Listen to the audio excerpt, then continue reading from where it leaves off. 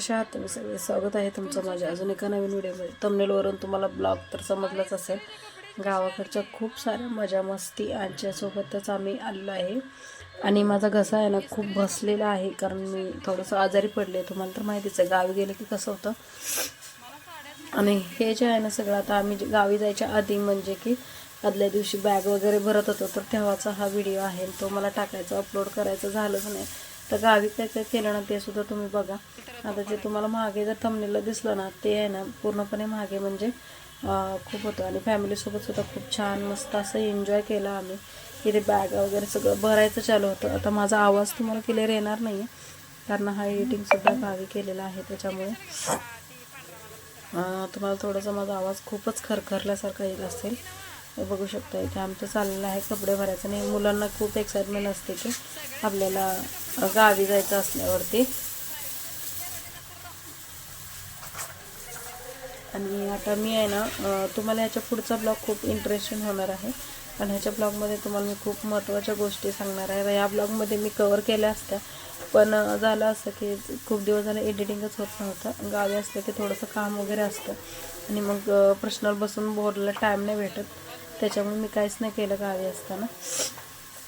मग आलो आता आम्ही आहे ना जात असताना आहे ना, जेव्हा मी गावावरून आम्ही निघत होतो त्यावेळेस मी खूप तुम्हाला माहिती आहे पुरणपोळी वगैरे आमच्या गावची यात्रा असते. आता ते सगळं तुम्हाला दाखवायचं तर मला शूट करायचंच झालं नाही, खूप लेट झालेलं निघायला. जसं जसं सूर्य उगवतो मी गाडीमध्ये पण झोपलेली होते, कारण रात्रभर झोपलेले नव्हते. त्याच्यामुळे आहे ना मी नंतर डायरेक्ट 7 वाजताच उठले, की आम्ही 5 किंवा 4:30ला असं लमसम मी हालतो घरातून, कारण आम्हाला पोचायचं लवकर असतं. त्याच्यामुळे व्हिडिओ वगैरे घेतला नाही, थोडंसं पुढे घेतलं.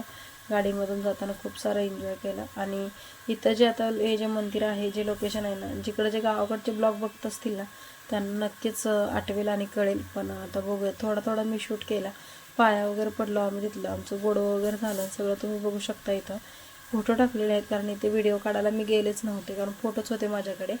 ते उलटसुलट झाले असतील. ते बघा 5 बोकडं कापली होती, कारण आमच्या सगळ्यांची आहे ना एकत्र होतं सगळं. जेव्हा माणसं वगैरे सगळे पण पाहुणे जे काय असतात ना नातेवाईक, ते पण एकच असतात. त्याच्यामुळे आहे ना आम्ही सगळ्यांनी एकत्र केलं होतं.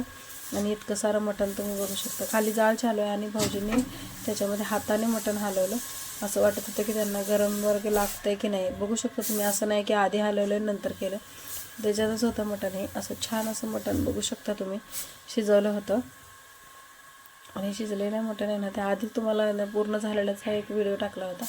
त्याच्यानंतर आमच्याकडे असं असतं की सवासने आधी बसले असतात आणि मग वडी जेवतात. म्हणजे सवासण्यांना ते वाढून जेवण थोडंसं त्यांचं झाल्यानंतर पाठीमागे ना जे काही माणसं 4 आली होती ना त्यांना आम्ही असं जेवायला वगैरे दिलं होतं. आणि इकडे आता जेवण वगैरे झाल्यानंतर रात्रीचं हा आहे आमचा नातू, म्हणजे माझ्या मोठ्या दिरांच्या मुलीचा मुलगा आहे. आणि आम्ही थोडेसे फोटो वगैरे काढलेले पण तुम्हाला टाकले ते एन्जॉय करण्यासाठी. त्यानंतर आम्ही गेलो आमच्या शेतामध्ये गेलो होतो. शेतामध्ये होते चिंचा, आंबे जे की असतात. ज्यांना वाटतं ना उन्हाळा खूप म्हणजे हे आहे, तसं त्यांना आहे. उन्हाळा खूप छान असतो, हे सगळं अनुभवायला भेटतं आपल्याला. आणि हे नक्की ना शेतकऱ्यालाच भेटतं. आणि काही थोडेसे फोटो वगैरे टाकले. आणि दुसऱ्या दिवशीचा सुद्धा छान असा व्हिडिओ घेतला. दुसऱ्या दिवशी बनवलं होतं घरी, चूल ठेवली आणि मस्त छान असं दुसऱ्या दिवशी म्हणतात ना खुरमुंडी, ती होतं. जास्तीची माणसं वगैरे त्या दिवशी येत नाहीत. तर कसा वाटला आहे पूर्ण फॅमिलीसोबत हा ब्लॉग तुम्ही कमेंट करून नक्की सांगा. चॅनलवर नवीन असेल तर लाईक, शेअर आणि सबस्क्राईब करायला अजिबात विसरू नका. दुसऱ्या दिवशी आहोनी बनवलं होतं आणि आहोंच्या हातचं मटण कसं लागतं तुम्हाला माहिती आहे, नक्कीच यायला लागतं आहे. Bye bye.